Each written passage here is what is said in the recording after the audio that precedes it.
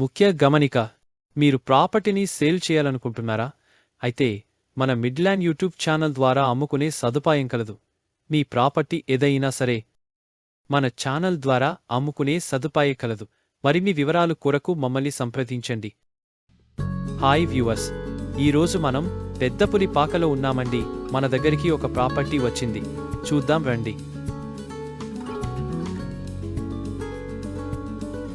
ప్రాపర్టీకి సంబంధించిన డీటెయిల్స్ వీడియోలో ఉంటాయి, స్కిప్ చేయకుండా వీడియోని చూడండి.